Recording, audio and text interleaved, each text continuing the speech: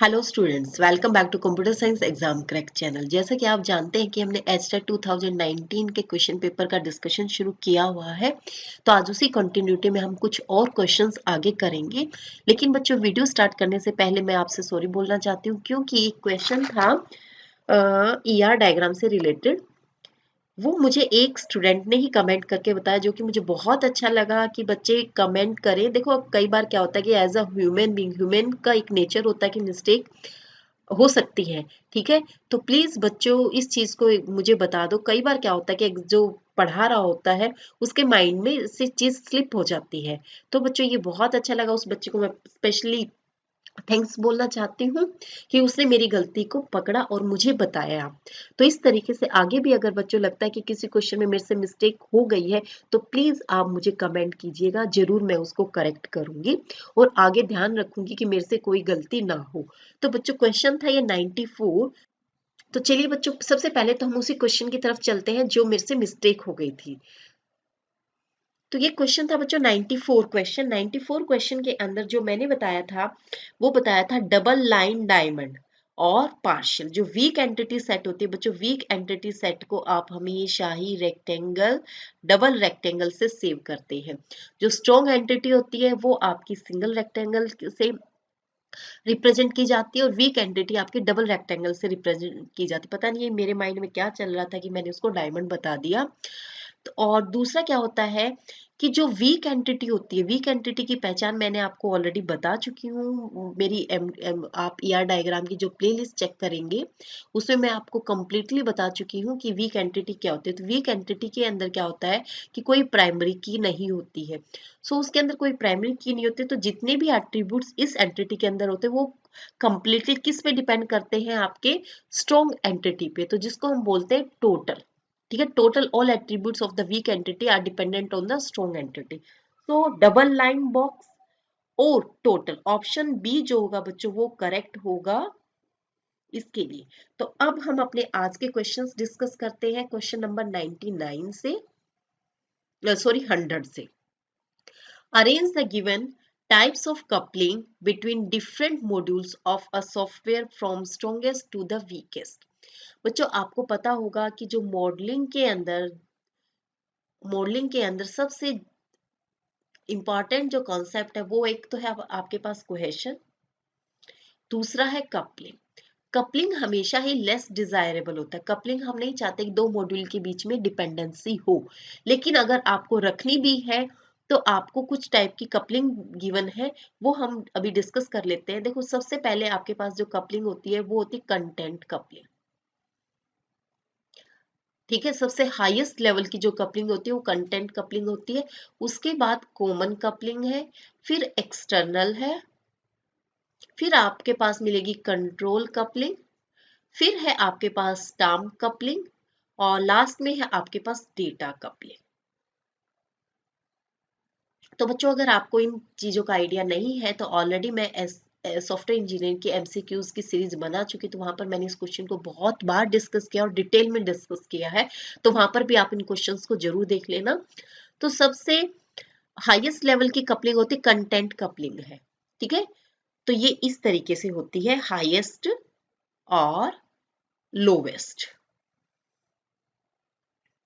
तो क्वेश्चन देख लेते हैं। सबसे पहले आपकी क्या होनी चाहिए? कंटेंट कपलिंग नंबर 1 पे, उसके बाद कॉमन कपलिंग आनी चाहिए, फिर स्टैम्प कपलिंग होना चाहिए और फिर लास्ट में आपकी डेटा कपलिंग होनी चाहिए, यानी कि थर्ड, सेकंड, फर्स्ट और फोर्थ। तो ऑप्शन 1 जो होगा बच्चों वो करेक्ट हो जाएगा इस केस में।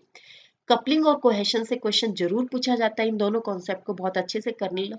इस बार देखो, जैसे कपलिंग पूछा गया तो हो सकता है जो आपका 2021 में पेपर होगा उसमें कोहेशन पूछ लिया जाए, कोहेशन की टाइप पूछ ली जाए और उनकी इसी टाइप से सीरियल ऑर्डर में आपको सेट करने के लिए बोल दिया जाए। तो आप क्वेश्चन जरूर देख लेना बच्चों। ऑलरेडी एससी की आपको प्लेलिस्ट मिल जाएगी मेरे अपने चैनल पे। अगर आप नए हैं तो हो सकता है कि आपने ये प्लेलिस्ट को चेक नहीं किया है, तो आप उस प्लेलिस्ट को चेक कर लेना, वहां पर भी ये कोहेशन भी कंप्लीटली मैंने वहां पे डिस्क्राइब किया हुआ है। तो चलते हैं अपने अगले क्वेश्चन पे।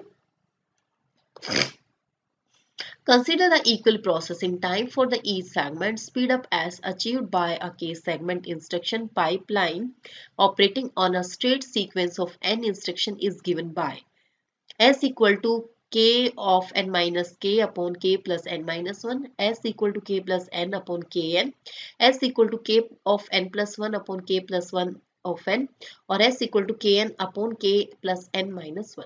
तो बच्चों इन मार्क पे मत जाना, मैं पहले भी लास्ट वीडियो में भी बोल चुकी हूँ कि ये जो मार्क किए हुए हैं ये किसी स्टूडेंट की कॉपी है, तो यहाँ पर जो मैं अपने मार्कर से जो मार्क करूंगी उन्हीं को आप करेक्ट मानना।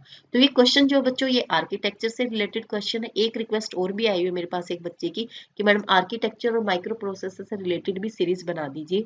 उसके लिए भी मैं आपके एग्जाम से पहले जरूर कोशिश करूंगी, कम से कम बहुत ज्यादा नहीं तो एटलीस्ट 50 to 70 क्वेश्चंस मैं आपके पास लेकर आऊं। तो इसके लिए जो आंसर होगा बच्चों वो आंसर होगा आपका फोर्थ, S इक्वल टू के एन प्लस के अपॉन के प्लस एन माइनस 1, यानी कि फर्स्ट क्या है कि फर्स्ट सेगमेंट, ठीक है, फर्स्ट सेगमेंट रिक्वायर्ड और अपॉन में total number of segment required. So option 1, 2 और 3 रॉन्ग है। क्वेश्चन नंबर फोर्थ जो है आपका करेक्ट आंसर हो जाएगा।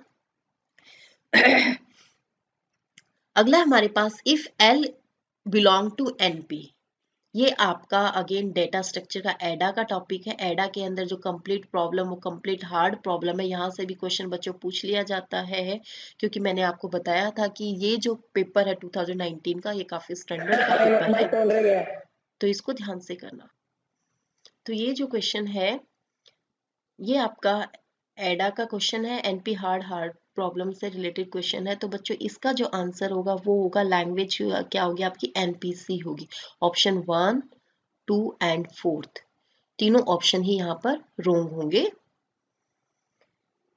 अगला है हमारे पास number of binary string of length 5 that contains no 2 or more consecutive 0 is 12, 15, 6 और 13। तो बच्चों यहाँ पर ये क्वेश्चन जो पूछा गया है वो पूछा गया है रिकरेंस रिलेशन से, ठीक है, रिकरेंस रिलेशन से क्वेश्चन पूछा गया है। अगर आपके पास देखो स्ट्रिंग की लेंथ अगर कम है, 4 भी एक मेंटेनेबल है, आप मेजर कर सकते हो, इजीली आप काउंट कर सकते हैं, लेकिन इससे ज्यादा अगर लेंथ आ जाती है तो वहां पर आपको रिकरेंस रिलेशन आना चाहिए। तो हो सकता है इस बार रिकरेंस रिलेशन या फिर यहाँ लेंथ की स्ट्रिंग की जो लेंथ है वो इंक्रीज करके आपसे क्वेश्चन पूछ लिया जाए, ठीक है। तो यहाँ पर जो आपका होगा लेंथ 15 अगर 5 है आपकी बाइनरी स्ट्रिंग की, तो यहाँ पर ऑप्शन जो होगा 13 होगा। अगला है हमारे पास the TCP IP model does not have dash and dash layer but dash layer include required function of these layer: session, application and presentation, presentation, application और session, session, presentation और application और link, internet और transport। तो यहाँ पर जो होगा TCP/IP model जो है आपको पता होगा, ये तो बहुत अच्छे से आता हो हर किसी स्टूडेंट को कि सेशन और प्रेजेंटेशन लेयर्स TCP/IP मॉडल के अंदर नहीं होती हैं, बट ये दोनों लेयर किस में कंबाइन कर दी जाती है, ये लेयर दोनों कंबाइन की जाती है एप्लीकेशन लेयर में। सो ऑप्शन जो थर्ड है that will be the correct for this question. अगला है हमारे पास to remove a primary key following SQL query में be used: modify table, alter table, delete primary key from the table name और change table, table name, delete primary key. तो बच्चों आपको पता होना चाहिए कि ऑलरेडी अगर आपके पास कोई टेबल बनी हुई उसके अंदर आपको कोई मॉडिफिकेशन करना है तो उसके लिए हम कमांड यूज करते हैं table. So option second will be correct for this question. तो बच्चों नेक्स्ट क्वेश्चन है हमारा consider the virtual page replacement string. आपके पास स्ट्रिंग गिवन है और आपको क्या करना है, let a computer system has the main memory size of 3 page frames which are initially empty, it is running on demand page virtual memory system, the number of page folds under LRU and F5 page replacement policy are respectively. तो आपको number of page folds बताने हैं LRU से और F5FO से। तो सबसे पहले तो बच्चों आप इसके लिए स्ट्रिंग लिख लो, जो स्ट्रिंग आपको गिवन है। स्ट्रिंग है आपके पास 1 2 3 2 4 1 3 2 4 1 और एल्गोरिथम कौन सा है आपका LRU। सबसे पहले हम LRU की बात करते हैं और यहाँ पर जो पेज आपकी मेमोरी का साइज है वो 3 पेज फ्रेम है। तो इनिशियली क्या है कि 3 जो टॉप 3 पेज फ्रेम्स है उनको हम डाल लेंगे और पेज फोल्ड अकर होंगे 3। ठीक है, इस तरीके से यहाँ पर हम पेज फोल्ड काउंट करते जाएंगे। 3 हो गए, आपने जैसे 1 2 3 को डाला। उसके बाद लिस्ट रिसेंटली यूज्ड एल्गोरिथम आप यूज कर रहे हैं। लिस्ट रिसेंटली यूज्ड, इसका मतलब क्या है कि पास्ट में आपका जो सबसे कम पेज यूज हुआ है आप उसको वहां से डिलीट कर देंगे। अब आपके पास नेक्स्ट कौन सा पेज आ गया, 2 आपके पास ऑलरेडी है तो आपको यहाँ पर इंसर्ट करने की जरूरत नहीं है, तो आपका पेज फोल्ड भी अकर नहीं होगा। नेक्स्ट आपके पास 4 आ गया। अब 4 को आपको इंसर्ट करना है, लेकिन डिलीट किसको करना है, on the basis of LRU। अब 4th को इंसर्ट करना, तो इससे पहले आपके पास मेमोरी में कौन कौन से पेज है, 2 जो अभी रिसेंटली यूज हुआ है, 3 आपका हुआ, यानी कि जो 1 है 1 आपका सबसे लिस्ट रिसेंटली है, इसलिए आप 1 को यहाँ से डिलीट कर देंगे और एक पेज फोल्ड यहाँ पर भी ऐड कर देंगे। अब नेक्स्ट आपके पास 1 फिर आ गया, 1 आपने यहाँ पर इंसर्ट किया। अब 1 को इंसर्ट करते ही आपके पास क्या है, 4 अभी अभी आपने यूज किया, 2 किया है और 3 किया, तो अब आप क्या करेंगे, यहाँ 3 को रिमूव कर देंगे और एक पेज फोल्ड आपका यहाँ हो जाएगा। तो अब आपके पास जो मेमोरी के अंदर है 2 4 1 है। अब आपके पास नेक्स्ट पेज फ्रेम आ गया 3। अब 3 आ गया तो यहाँ पर एक पेज फोल्ड काउंट कर लो, क्योंकि ये ऑलरेडी पेज आपकी मेमोरी में तो नहीं है। अब आपको डिसीजन लेना कि कौन सा पेज आपको यहाँ से रिमूव करना है। तो आपके पास 1 है 4 है 2, 2 आप यहाँ से रिमूव कर सकते हैं और 3 को आपने इंसर्ट कर दिया। ठीक है, पेज फोल्ड ऑलरेडी हम इंसर्ट कर चुके हैं। नेक्स्ट आपके पास 2 आ गया, 2 आपने यहाँ पे इंसर्ट किया, 2 इंसर्ट किया तो 3 आपने अभी यूज किया है 1, तो जो सबसे कम यूज किया वो क्या है, 4 है। 4 को आप यहाँ से डिलीट कर दो और एक ऐड आप यहाँ पर पेज फोल्ड में कर दो। नेक्स्ट आपके पास 4 आ गया, 4 आपने इंसर्ट किया 1 3 2 और यहाँ पर आपने 4 किया। 4 को आते ही आपको क्या करना पड़ेगा, पेज हटाना पड़ेगा। पेज कैसे हटाएंगे, 1 को हटा देंगे, तो 1 को आपने यहाँ से डिलीट कर दिया। और नेक्स्ट क्या आ गया आपके पास 1, एक पेज फोल्ड यहाँ पे भी ऐड करो बच्चों। अब आपके पास नेक्स्ट 1 फिर आ गया है। अब आपके पास मेमोरी में 3 2 4 और 1, किसको हटाना पड़ेगा, आप 3 को यहाँ से रिमूव कर देंगे।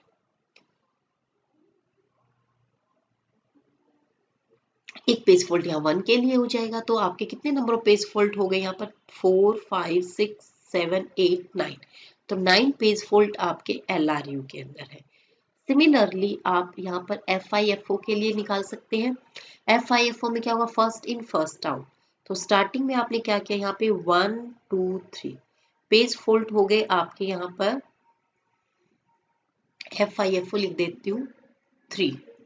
उसके बाद आपके पास क्या है, नेक्स्ट 3 आ गया मेमोरी, ये 2 पेज नंबर आ गया, तो 2 आ गया तो आपका क्या है, 2 आपने ऑलरेडी आपके पास मेमोरी के अंदर है, इसको आपको पेज फोल्ड अकर करने की जरूरत नहीं है। अब आपके पास नेक्स्ट क्या आ गया, 4 आ गया, 4 आपने यहाँ पे इंसर्ट कर दिया, तो कौन सा पेज हटेगा, ये वाला 1 हट जाएगा। अगला क्या है, आपके पास 1 आ गया मेमोरी के अंदर, 1 आ गया तो 2 को यहाँ से हटा दो। नेक्स्ट क्या है आपके पास 3 आ गया, 3 आपके पास ऑलरेडी है तो पेज फोल्ड अकर नहीं होगा। फिर आपके पास नेक्स्ट क्या आ गया, 2 आ गया, 2 आ गया तो आपने क्या 3 को यहाँ से रिमूव कर दिया और एक पेज फोल्ड यहाँ पर ऐड कर दिया। उसके बाद आपके पास क्या है, 4 है, 4 भी आपके पास ऑलरेडी है, 1 भी आपके पास ऑलरेडी है, तो आपके पास पेज फोल्ड कितने हो गए, 4 5 6, यानी कि 9 पेज रिप्लेसमेंट है LRU में और 6 है आपकी FIFO में। तो LRU पहले है, LRU में 9 और FIFO में 6, तो ऑप्शन 1 जो होगा ये होगा बच्चों करेक्ट। अगला क्वेश्चन हमारे पास, let relation R2 has a foreign key that refers to primary key of relation R1, यानी कि R1 में है आपकी प्राइमरी की और R2 में वही की क्या है आपकी फॉरेन की है। Which of the following operation may cause violation of a referential integrity constant? बच्चे आप समझ गए होंगे, अगर आप मेरे पुराने स्टूडेंट हैं तो आपने DBMS की वीडियो भी चेक कर ली होंगी, उसमें बहुत अच्छे से हमने इंटीग्रिटी कांस्टेंट से रिलेटेड क्वेश्चंस को सॉल्व किया हुआ है। तो इसमें जो ऑप्शन पूछा गया है, इंसर्ट इनटू R1, वायलेशन किससे होगा, यानी कि प्रॉब्लम किससे होगी, insert into R2, delete from R1 and delete from R2। देखो बच्चों, अगर आप R1 को हटा देते हैं, रिलेशन R1 को अगर हम हटाते हैं, क्योंकि इस पे कौन है, R2 आपकी डिपेंड है, ठीक है, R2 अगर डिपेंड है तो R1 को आप हटा नहीं सकते हो, तो आपका ये ऑप्शन करेक्ट है बिल्कुल। दूसरा क्या है कि अगर आप R2 के अंदर ऐड कर रहे हो, आप ऐड भी नहीं कर सकते क्योंकि एज इट इज वही का वही R1 का डेटा आपका R2 में आ जाएगा। तो सेकंड और थर्ड जो होंगे आपके ऑप्शन होंगे, तो option 1 will be correct. Question हमारे पास, which of the following is not a tautology. Tautology क्या होता है? जिसके आउटपुट में सारी की सारी वैल्यूज ट्रू हो जाती है उसको हम टोटोलॉजी बोलते हैं।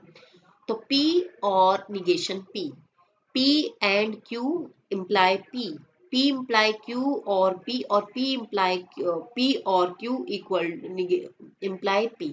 तो ऑप्शन जो होगा बच्चों, ऑप्शन जो फोर्थ है, इसमें आपका आंसर टोटोलॉजी में नहीं आएगा, बाकी आपका इसका भी आ जाएगा, इसका भी आ जाएगा, इसका भी आ जाएगा। जो इस क्वेश्चन के अकॉर्डिंग है, आंसर आपका फोर्थ होगा जो टोटोलॉजी में नहीं आएगा। तो बच्चों ये क्वेश्चन अगेन है डिस्क्रीट मैथमेटिक्स से, तो इसको भी आप अच्छे से करना।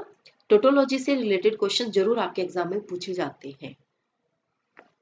तो आज के लिए बच्चों इतना ही, मिलते हैं नेक्स्ट वीडियो में नेक्स्ट क्वेश्चन के साथ। और अगर आपको वीडियो पसंद आया तो इसे लाइक शेयर और कमेंट कर सकते हैं। और चैनल पर अगर आप नए हैं और आपको वीडियो अगर पसंद आई है तो प्लीज़ आप चैनल को सब्सक्राइब कीजिए ताकि आने वाली वीडियोस का नोटिफिकेशन आपको मिलता रहे, क्योंकि नेक्स्ट वीडियोस में हम अपने जो रिमेनिंग क्वेश्चन हैं उनका सोल्यूशन हम आपसे साथ डिस्कस करेंगे। तो आज के लिए बच्चों इतना ही, मिलते हैं नेक्स्ट वीडियो में नेक्स्ट क्वेश्चन के साथ। तब तक के लिए थैंक यू वेरी मच।